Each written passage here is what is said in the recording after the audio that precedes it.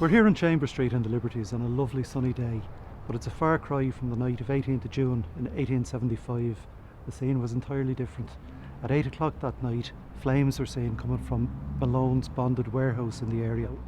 Malone's was, as I say, a bonded warehouse. It held whisky, brandy and other spirits in bond for the distillers, which were, many of them are around this area, and for importers.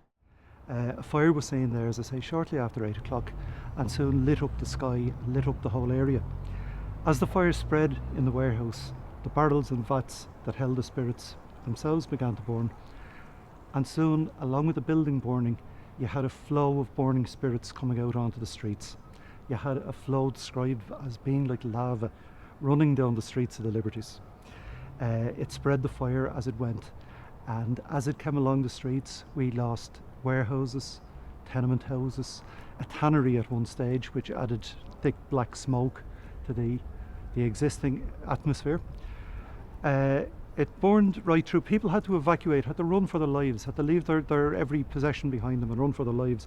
One newspaper described invalids tottering up the streets to escape the burning whisky. A pub on the corner of Chamber Street burned, and of course that added its own ammunition to the flame because it put more spirits into it. It kept spreading. As I say, it was burning right through the whole block, Ardee Street, Chamber Street, around onto Cork Street, and in particular downhill of that. On Chamber Street itself, one of the houses was holding a wake, and not alone the people in the house and the mourners and the friends of the family, but the corpse himself had to be evacuated because the house was just about to go on fire. Along with the human misery, you had the misery also of animals that were trapped. A lot of people at the time in areas like this would have kept pigs, both to supplement their rent and as potential foodstuffs.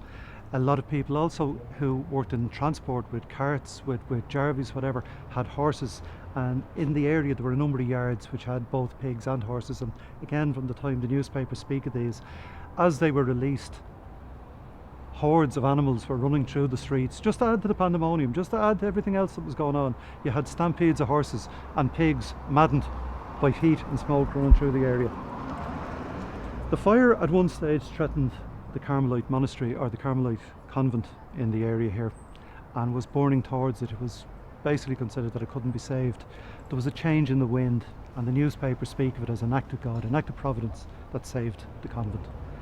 Now, unfortunately, the same act of providence blew the fire into our old tenement houses, which were destroyed. So people there may not have appreciated the goodness of God in that particular one. The Dublin Fire Brigade had arrived under the command of their first chief, James Robert Ingram. Now, Captain Ingram had been chief officer since 1862. He'd set up the brigade, and a very experienced fireman. He was a Dublin man, but he'd lived in America for a number of years and had been a fireman in New York. So when he came back and set up the brigade here, he brought a number of American ideas with him. He had a reputation for having unusual and unorthodox ways of dealing with fires. In one case, a ship on fire in Dublin Bay had threatened to float into the port, and while everybody else wondered how they were going to deal with the consequences of this fire in Dublin port with a burning ship coming in, Captain Ingram gave it some thought and arranged for the Royal Navy to send a gunboat out and sink it in the bay. So his ship fire was put out in a very, very simple sort of way. He brought the same kind of ingenuity to this, because when the firemen arrived and found this massive flames and this massive burning whisky running down the streets, they set to work and started to put water on it. And of course, the more the water, the burning whisky simply floated on top of it. So like petrol, you couldn't put it out with water. All you were doing was helping it to spread. It was running even faster through the area.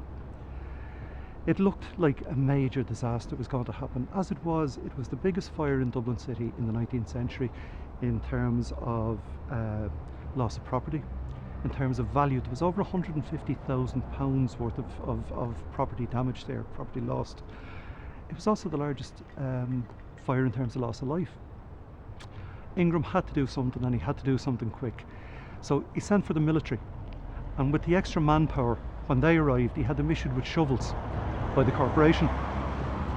And using the soldiers and the corporation staff, He spread sand and gravel across the roads to try and block the whiskey, but the whiskey was working its way through that. Ingram at this point had a great idea. Dublin, like everywhere at the time, was a city of horse-drawn transport. And if the streets weren't paved with gold, they were certainly filled with horse manure. And the corporation, in the course of the day, had carts constantly going around the city, gathering the manure, which was brought to various corporation depots that would be sold off to farmers as fertiliser or whatever. But there were depots filled with horse manure throughout Dublin. Ingram's brainwave was to reverse the process and tell the corporation to bring all the horse manure they could find to the Liberties. And when it arrived here, cartload by cartload, he set the soldiers to work with their shovels to build dams of horse manure across these streets. As the burning whiskey hit the damp manure, it began to go out. So he just had more and more manure brought in, and more soldiers and more shovels, and they coated the streets of the area with horse manure. This soaked up the burning whiskey. That started to go out, and once it was out, he could put his firemen to work on the burning houses. They eventually were able to get to work on those. They saved, huge area was lost, but they saved what was left. The dams of manure had saved the Liberties.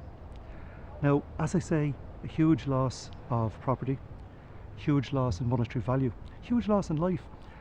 And the odd thing about it is that the loss of life, 13 people died, but not one of them was burnt in the fire, and not one of them died of smoke inhalation, and not one of them was killed in a collapsed building.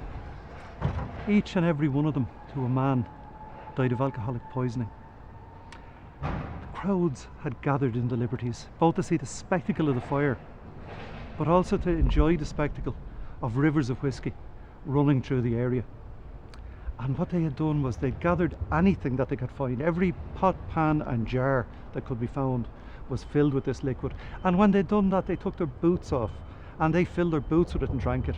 Now, what they were drinking was partly whiskey, partly horse manure, partly water from the firemen's hoses, and whatever other effluent was to be found in the gutters and sewers of the Liberties at the time. It was free drink, but as I say, it cost the life of 13 people. Hundreds of others were treated in hospital, some of whom lost their eyesight and some of whom lost their reason.